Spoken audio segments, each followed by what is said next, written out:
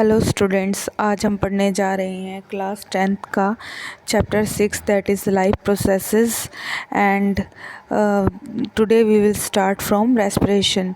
जैसा कि हमने अपने पिछले लेक्चर में डाइजेस्टिव सिस्टम पूरी तरह से कंप्लीट कर लिया था और जो क्वेश्चन आंसर है वो भी हम कर चुके हैं और now we will start from respiration. तो स्टूडेंट्स, आज हम रेस्पिरेशन शुरू करेंगे और रेस्पिरेशन में हम सबसे पहले स्टार्टिंग की जगह शुरू करेंगे फिगर 6.8 से। तो students, come to the figure 6.8। जैसा कि आप सभी को पता है कि हमें शरीर में के द्वारा डिफरेंट कार्य करने के लिए एनर्जी की ज़रूरत होती है और वो एनर्जी हमें कहाँ से मिलती है? वो एनर्जी हमें मिलती है फूड से। फूड क्या है? कॉम्प्लेक्स सब्सटेंस है जो कि हम अभी डाइजेस्टिव सिस्टम पढ़ कर आए हैं। कॉम्प्लेक्स सब्सटेंसेस को तोड़ने का काम करता है डिफरेंट डाइजेस्टिव जूस, जो कि कॉम्प्लेक्स कंपोनेंट्स को तोड़ते हैं सिंपल कंपोनेंट्स में। तो सबसे अगर बात की जाए स्टार्च की, तो जो स्टार्च को डाइजेस्टिव सिस्टम के द्वारा तोड़ा जाता है simple component that is glucose, और ग्लूकोज ही है जिसके द्वारा हमें एनर्जी मिलती है different to perform different functions. तो students, come to the figure 6.8 and it is very important figure if you look at the picture. तो we will start from the glucose breakdown. तो स्टूडेंट, सबसे पहले आप सभी को पता है ग्लूकोज एक 6 कार्बन मॉलिक्यूल होता है। तो हमने पढ़ा है, जैसा कि आप पहले सेल वाले चैप्टर में पढ़ के आ चुके हैं, कि सेल के अंदर जो लिक्विड पार्ट होता है उसे बोलते हैं साइटोप्लाज्म। तो और उसमें सेल के अंदर साइटोप्लाज्म के अंदर हमें बहुत सारी सेल ऑर्गेनेल्स भी देखने को मिलती है। तो स्टूडेंट्स, ग्लूकोज जो टूटता है तो 6 कार्बन मॉलिक्यूल टूटता है 3 कार्बन मॉलिक्यूल में, दैट इज़ पायरुवेट। तो फर्स्ट स्टेप जो स्टूडेंट यहाँ पर आपको देखने को मिल रहा है कि साइटोप्लाज्म, सेल के अंदर जो लिक्विड साइटोप्लाज्म होता है वहाँ पर ग्लूकोज टूट रहा है पायरुवेट में। 6 कार्बन मॉलिक्यूल किस में टूट रहा है? 3 कार्बन मॉलिक्यूल में। तो स्टूडेंट, आप देख रहे हो कि यहाँ पर एक कंप्लीट ब्रेकडाउन हमें दिखाई नहीं दे रही, यहाँ पर एक पार्शियल ब्रेकडाउन हो रही है। 6 कार्बन मॉलिक्यूल टूट रहा है 3 कार्बन में, और ये प्रोसेस जो कहाँ पर हो रही है, ये भी इम्पोर्टेंट क्वेश्चन है। ये प्रोसेस हो रही है साइटोप्लाज्म के अंदर, और इस प्रोसेस को एक नाम से जाना जाता है, वो नाम है ग्लाइकोलाइसिस। क्या नाम है? ग्लाइकोलाइसिस। लाइसिस मतलब किसी चीज़ का टूटना, ग्लाइको मतलब ग्लूकोज का टूटना। तो student, I hope first step आपको क्लियर हो गया होगा कि रेस्पिरेशन में सबसे पहला स्टेप क्या होता है। ग्लूकोज का टूटना किसके अंदर? साइटोप्लाज्म के अंदर। किस प्रोसेस के ज़रिए? ग्लाइकोलाइसिस। और ग्लूकोज 6 कार्बन बदल जाता है पायरुवेट 3 कार्बन में, प्लस हमें क्या मिलती है? Energy. Now come to the other steps. तो स्टूडेंट्स, हम इन स्टेप्स को अब वो 1 बाय 1 डिटेल में करेंगे। तो पायरुवेट 3 कार्बन मॉलिक्यूल है। दूसरा स्टेप हमारा स्टार्ट होता है माइटोकॉन्ड्रिया के अंदर। तो सबसे पहले हम स्टार्ट करेंगे ऑक्सीजन की प्रेजेंस में। पायरुवेट क्या करता है स्टूडेंट्स? ये चला जाता है किसके अंदर? In mitochondria. जब हम बात कर रहे हैं प्रेजेंस ऑफ ऑक्सीजन की, it means we are discussing about the aerobic respiration. हम किसकी बात कर रहे हैं? एरोबिक रेस्पिरेशन की। एरोबिक रेस्पिरेशन के दौरान ये पायरुवेट किस में चला जाता है? माइटोकॉन्ड्रिया में। और माइटोकॉन्ड्रिया में जाकर स्टूडेंट, यहाँ पर क्या होता है? पायरुवेट टूट जाता है ऑक्सीजन के प्रेजेंस में। किस में students? Carbon dioxide, water and energy. तो ये एक नॉर्मल प्रोसेस है कि ग्लूकोज टूटता है पायरुवेट में, और पायरुवेट कहाँ जाता है? माइटोकॉन्ड्रिया के अंदर। In the presence of oxygen this pyruvate is completely break down into the carbon dioxide, water and energy. अब ये कार्बन डाइऑक्साइड क्या है? ये एक वेस्ट है जो हमारा क्या गैसियस एक्सचेंज के ज़रिए, हीमोग्लोबिन के ज़रिए बाहर निकल जाती है। वाटर सेल में यूज़ हो जाता है और एनर्जी क्या होती है, हमारे डिफरेंट जो वर्क है उसको करने में हेल्प करती है। तो स्टूडेंट, आई होप आपको इतना समझ में आ गया होगा। अब बात करते हैं पायरुवेट की। पायरुवेट इन अनएरोबिक रेस्पिरेशन बात की जाए तो जैसे हम कोई बहुत ज़्यादा मात्रा में काम करते हैं तो आपको मसल्स में पेन फील होता है। तो ऐसा क्यों होता है? मान लो आप किसी दिन बहुत ज़्यादा आपने बहुत ज़्यादा दौड़ लगा ली तो आपके पाँव दर्द करने लग जाते हैं। तो ऐसा इसलिए होता है स्टूडेंट, जो हमारे शरीर में जब हम कोई गतिविधि करते हैं तो जैसे दौड़ लगाना या कोई फास्ट काम करते हैं तो हमारे शरीर में ऑक्सीजन की रिक्वायरमेंट बढ़ जाती है और एनर्जी की रिक्वायरमेंट बढ़ जाती है। सॉरी, ऑक्सीजन नहीं, एनर्जी की रिक्वायरमेंट बढ़ जाती है और उस समय हमारे शरीर में प्रॉपर मात्रा में ऑक्सीजन नहीं पहुंच पाती। आपको पता है ऑक्सीजन ही है जो ग्लूकोज के ब्रेकडाउन में काम करती है और ऑक्सीजन के ना पहुंच पाने के कारण हमारी मसल्स रिस्पायर करना शुरू कर देती हैं। तो उस दौरान वो हमारे शरीर को एनर्जी प्रोवाइड करती है, लेकिन बदले में वहाँ पर पायरुवेट का कंप्लीट ब्रेकडाउन नहीं होता। वो ब्रेकडाउन होता है लैक्टिक एसिड प्लस एनर्जी में। अब ये लैक्टिक एसिड हमें पेन पहुंचाने का काम करता है। इसी वजह से स्टूडेंट्स, जब आपके मसल्स क्रैम्प्स पड़ जाते हैं या आपके मसल्स में पेन होता है तो आपको गर्म पानी में सेकने के लिए कहा जाता है। इससे क्या होता है, ब्लड का सर्कुलेशन फास्ट होता है और जो ऑक्सीजन सप्लाई आती है वो लैक्टिक एसिड को फिर से तोड़ देती है कार्बन डाइऑक्साइड एंड वाटर में। तो student, in case of muscle cell lack of oxygen, मतलब ऑक्सीजन की कमी के कारण हमारी मसल्स रिस्पायर करती हैं और वो क्या प्रोडक्ट बनाती हैं, लैक्टिक एसिड प्लस एनर्जी। हमें एनर्जी प्रोवाइड करती हैं और क्या प्रोवाइड करती हैं, lactic acid which is a 3 carbon molecule. तो student, come to the next in anaerobic respiration. अगर हम बात करें ईस्ट की, जो कि एक फंगस है, अब सभी को पता है कि ईस्ट क्या करती है, अनएरोबिक रेस्पिरेशन करती है, मतलब ऑक्सीजन की एब्सेंस में रिस्पायर करती है। तो यहाँ पर जो प्रोडक्ट्स हमें देखने को मिलते हैं that is ethanol, carbon dioxide and energy. Ethanol is a 2 carbon molecule. तो इथेनॉल बनना, it means yeast help in the fermentation as well as in alcohol formation. तो स्टूडेंट, ये जो चार्ट है breakdown of glucose by various pathway, it is an important chart और examination point of view यह बहुत बार exams में भी आ चुका है और यह एक इम्पॉर्टेंट चार्ट है जो आप अपनी नोटबुक में ज़रूर बनाएंगे under the question to write the breakdown of glucose by various pathways. तो स्टूडेंट्स, आप इस क्वेश्चन को अपनी नोटबुक में ज़रूर बनाएंगे और इसको अच्छे से लर्न भी करेंगे। Now come to the respiration. अब हम स्टूडेंट आते हैं एक्टिविटी 6.4 पर। 6.4, it is a very simple activity which you have learned in your previous classes also. आपने ये एक्टिविटी पुरानी क्लासेस में भी पढ़ी होगी कि take some freshly prepared lime water in test tube.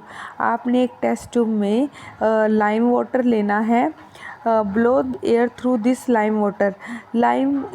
इस लाइम वाटर को हमने एक टेस्ट ट्यूब में लेकर पानी में घोल लेना है। अब इसके ज़रिए हमने हवा, अपने मुंह से निकलने वाली हवा इस टेस्ट ट्यूब के अंदर डालनी है। Note how long it takes for the lime water to turn milky. और आपने देखना है कि धीरे धीरे जो लाइम वाटर है वो मिल्की मीन्स दूध के समान दिखाई देना शुरू हो जाएगा। यूज़ अ सिरिंज और पिचकारी to pass air through some fresh lime water taken in another test tube. अब स्टूडेंट्स, आपने क्या करना है, एक दूसरी टेस्ट ट्यूब लेनी है और वहाँ पर आपने पिचकारी या फिर कोई सिरिंज की सहायता से हवा पास करनी है। तो स्टूडेंट, तो आप क्या देखेंगे कि how long it takes for this time water to turn milky. क्या सिरिंज के द्वारा दी गई हवा से लाइम वाटर मिल्की हो जाता है? What does this tell us about the amount of carbon dioxide in the air that we breathe out. तो हमारा रिज़ल्ट हमें मिलता है कि जब हम सिरिंज के द्वारा हवा पास कराते हैं then there will be no change in the lime water. लेकिन जैसे हम मुंह के द्वारा हवा पास करते हैं तो lime water changes into milky. This is a standard experiment for the presence of carbon dioxide. Carbon dioxide की गैस का पता करने के लिए यह एक स्टैंडर्ड एक्सपेरिमेंट है जो कि लैब में परफॉर्म किया जाता है। तो स्टूडेंट, जब हम लाइम वाटर के ज़रिए मुंह से हवा निकालते हैं तो लाइम वाटर मिल्की हो जाता है। इसका मतलब मुंह से हमारे जो हवा बाहर निकलती है वो कौन सी होती है? That is carbon dioxide. तो student, you just draw the figure 6.7 in your notebook.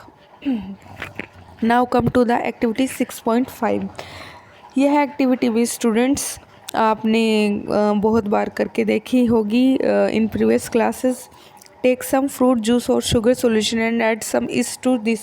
अब आपने क्या करना है, कुछ फ्रेश फ्रूट जूस लेना है या फिर शुगर का एक सॉल्यूशन बना लेना है। उसमें हमने ईस्ट पाउडर डालना है जो कि इजीली अवेलेबल होता है मार्केट में। Take this mixture in test tube fitted with a 1 hold cork. अब इसको एक टेस्ट ट्यूब में डाल लेना है और उसको मुंह हमने एक कॉर्क मीन्स ढक्कन की मदद से बंद कर देना है। Fit the cork with the bend glass tube. Dip the free end of the glass tube into a test tube containing freshly prepared lime water. What changes is observed in the lime water and how long does it take for the change to occur? What does this tell us about the product of fermentation? तो students, अब हमने एक glass tube लेनी है, जो दूसरी एक glass tube लेनी है और हमें एक ऐसी ट्यूब लेनी है जो दोनों ट्यूब के बीच कनेक्शन बनाए।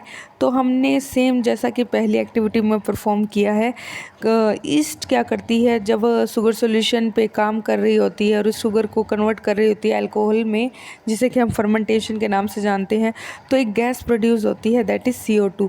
और ये CO2 जब दूसरी टेस्ट ट्यूब में जाएगी जहाँ पर लाइम वाटर प्रेजेंट होता है तो उसके वाटर को क्या कर देगी? मिल्की। तो हम इस एक्टिविटी से हमें फिर से यही पता लगता है कि ईस्ट के द्वारा जो गैस निकल रही है that is carbon dioxide and it turns lime water milky. तो दोनों ही एक्टिविटी में जो हमें रिज़ल्ट निकल के सामने आया है वो ये आया है कि हम जो कार्बन डाइऑक्साइड है वो लाइम वाटर को क्या करती है? मिल्की। और रेस्पिरेशन के दौरान निकलने वाली बाहर निकलने वाली गैस कौन सी होती है? Carbon dioxide. Now student, we have discussed nutrition in organism in the last section. हमने पीछे वाले सेक्शन में न्यूट्रिशन के बारे में डिटेल में पढ़ा था। The food material taken in during the process of nutrition is used in cells to provide energy for various life processes. जैसा कि हमने जब डाइजेस्टिव सिस्टम को डिटेल में पढ़ा था, हमने पढ़ा था कि कैसे कॉम्प्लेक्स सब्सटेंस टूटते हैं सिंपलर सब्सटेंसेस में, और ये सिंपलर सब्सटेंसेस एब्जॉर्ब होते हैं और ब्लड के ज़रिए डिफरेंट पार्ट्स तक पहुंचते हैं और एनर्जी प्रोवाइड करते हैं। Diverse organism do this in different ways. Some use oxygen to break down glucose completely like carbon dioxide and water. Some use other pathways that they do not involve oxygen. तो students, यहाँ बताया गया है कि दो प्रकार के organism होते हैं, एक जो ऑक्सीजन को यूज़ करते हैं फूड की ब्रेकडाउन के लिए, और दूसरे जो ऑक्सीजन के बिना ही ग्लूकोज का ब्रेकडाउन करते हैं। तो इन दोनों केसेस में हम पढ़ेंगे about the aerobic and anaerobic respiration. Aerobic respiration वो होती है जो ऑक्सीजन की प्रेजेंस में होती है, अनएरोबिक रेस्पिरेशन वो होती है जो ऑक्सीजन की एब्सेंस में होती है। In all cases the first step is the break down of glucose. इन सभी स्टेप्स में एक स्टेप कॉमन है that is break down of glucose, that is a 6 carbon molecule. तो स्टूडेंट, इंपॉर्टेंट है कि ग्लूकोज कितने कार्बन मॉलिक्यूल है? 6 carbon molecule into a 3 carbon molecule called pyruvate. तो स्टूडेंट, चाहे एरोबिक रेस्पिरेशन हो चाहे अनएरोबिक रेस्पिरेशन हो, ये स्टेप्स सभी में कॉमन है कि ग्लूकोज 6 कार्बन मॉलिक्यूल टूटता है 3 कार्बन मॉलिक्यूल में पायरुवेट। और यह प्रोसेस कहाँ पर होती है? ये सेल के साइटोप्लाज्म में होती है, जिसे हम ग्लाइकोलिसिस के नाम से भी जानते हैं, जैसे कि हम पहले ही पढ़ चुके हैं। Further the pyruvate may be converted into ethanol and carbon dioxide. उसके बाद यह पायरुवेट अगर एनारोबिक रेस्पिरेशन होती है, for example in the case of yeast, तो बदल जाता है इथेनॉल एंड कार्बन डाइऑक्साइड में। This process takes place in yeast during fermentation, और यह हमें ईस्ट के अंदर दिखाई देती है फर्मेंटेशन के दौरान। Since this process takes place in the absence of air it is called anaerobic respiration. जैसा कि हमने पढ़ा है कि ईस्ट में ऑक्सीजन की एब्सेंस में ही ये सभी प्रोसेस चल रही होती है, तो इस तरह की रेस्पिरेशन को हम किस नाम से जानते हैं? Anaerobic respiration. Breakdown of pyruvate using oxygen takes place in the mitochondria. बाकी जो पायरुवेट टूटता है in the presence of oxygen in mitochondria, this process breaks up the 3 carbon pyruvate molecule to give 3 molecules of carbon dioxide।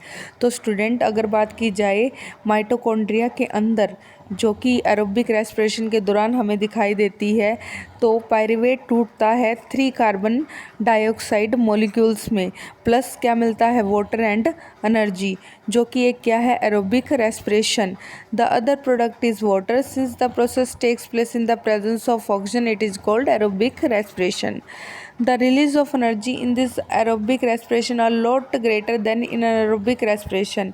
तो student एक बात और ध्यान में रखना कि जो एनर्जी हमें एरोबिक रेस्पिरेशन मिलती है वो बहुत ज़्यादा होती है as compare to anaerobic respiration.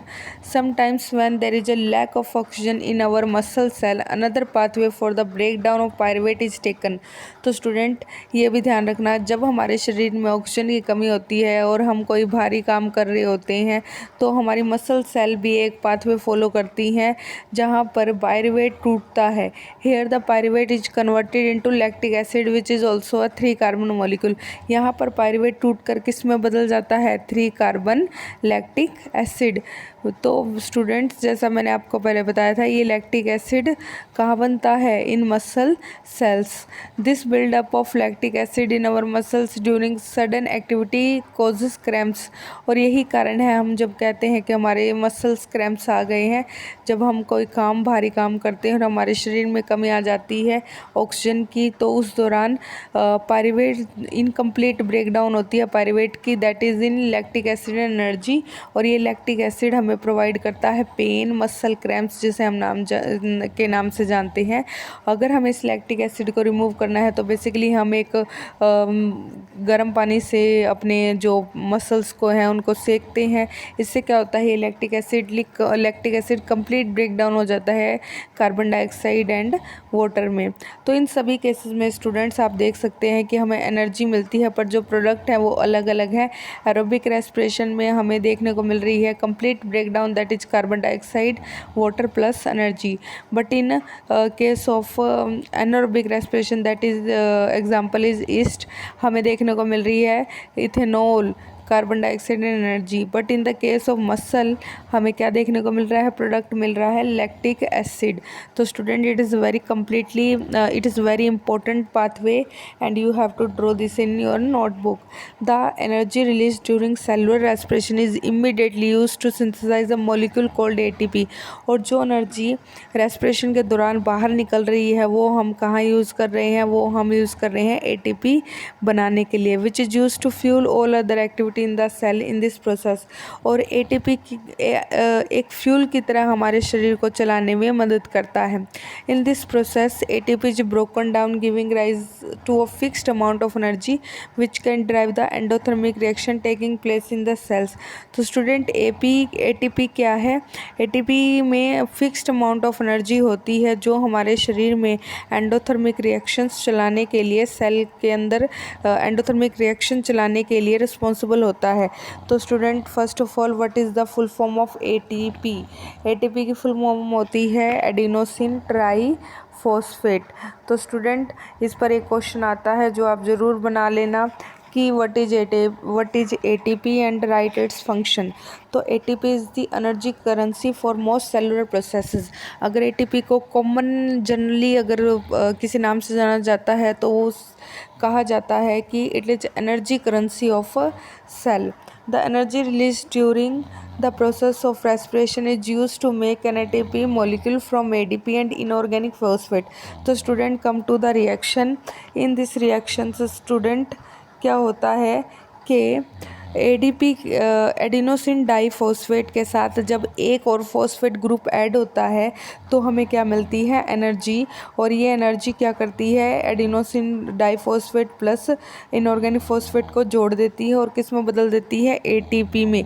और जब ये एटीपी टूटेगा तो ये एनर्जी हमारे शरीर को वापस मिल जाएगी। तो student, endothermic process in the cell then use this ATP to derive the reaction. When the terminal phosphate linkage in ATP is broken using water, the energy equivalent to 30.5 kilojoule mole is released. तो student, जो energy release होती है it is equivalent to 30.5 kilo joule per mole. तो ये आप जो मात्रा है बिल्कुल याद रखना कि कितनी अमाउंट में एनर्जी रिलीज होती है, 30.5 kilo joule per mole. Think of how battery can provide energy for many different kinds of uses. एक बैटरी की आप कल्पना कीजिए वो कितनी तरह की एनर्जी प्रोवाइड करती है। It can be use to obtain mechanical energy, light energy, electrical energy and so on. एक बैटरी हमें लाइट एनर्जी प्रोवाइड करती है, इलेक्ट्रिकल एनर्जी प्रोवाइड करती है and etcetera. Similarly ATP can be used in the cell for the contraction of muscles, protein synthesis, conduction of nerve impulses and many other activities. इसी तरह ATP भी हमें बहुत सारे काम करने में हेल्प करता है, जैसे मसल्स के मूवमेंट में, प्रोटीन बनाने में, नर्व्स इम्पल्सेस के कंडक्शन में and many other so many activities. तो एटीपी एक इम्पोर्टेंट जो हमारे शरीर में एक एनर्जी करेंसी के नाम से भी जानी जाती है, एक इम्पोर्टेंट प्रोसेस है जो हमारे शरीर में एनर्जी को प्रोवाइड करती है। तो स्टूडेंट, इस पे आप ज़रूर क्वेश्चन बना लेना। बाकी स्टूडेंट, हम नेक्स्ट क्लास में पढ़ेंगे about the aerobic and anaerobic respiration. तो आज के लिए इतना ही, और आप अच्छे से इसको रीड कीजिए और इसमें से जो शॉर्ट आंसर क्वेश्चन बनते हैं वो ज़रूर बनाइए। धन्यवाद।